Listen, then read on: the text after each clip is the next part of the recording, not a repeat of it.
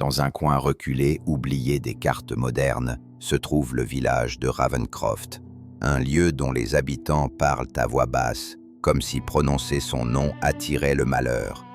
Car Ravencroft est hanté par une légende, la légende de la secte des âmes perdues.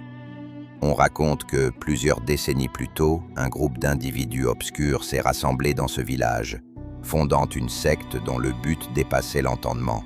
Ils voulaient s'approprier le pouvoir des ténèbres, pactiser avec des forces anciennes pour dominer le monde. Mais ce pouvoir avait un prix. Chaque âme livrée, chaque acte abominable renforçait la malédiction qui pesait sur eux et sur Ravencroft. Ils s'appelaient eux-mêmes les enfants du néant. Leur rituel était d'une cruauté inouïe. Ils pratiquaient des sacrifices humains, préférant les plus innocents, souvent des enfants ou des jeunes femmes enlevées dans la nuit. On parle de cellules secrètes, de cachots souterrains où les victimes disparaissaient dans l'obscurité la plus totale.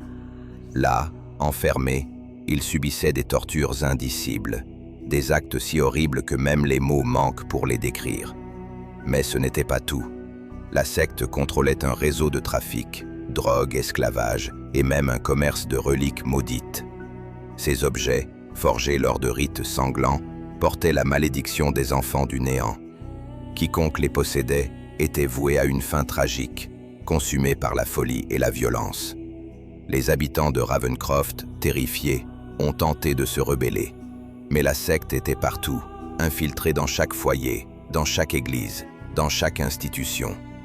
Ceux qui osaient parler disparaissaient, leurs corps mutilés retrouvés aux portes du village, comme un sinistre avertissement. Puis un jour, une malédiction s'abattit réellement sur Ravencroft. La terre elle-même sembla se déchirer. Les animaux devenaient fous, le ciel restait noir sans jamais s'éclaircir, et une odeur de sang et de soufre imprégnait l'air. Les morts revenaient à la vie, pas comme des revenants, mais comme des monstres déformés par la souffrance et la haine. Les survivants se terrèrent chez eux, priant pour que la nuit finisse. Des décennies plus tard, la secte aurait disparu, officiellement. Mais les anciens savent que c'est un mensonge.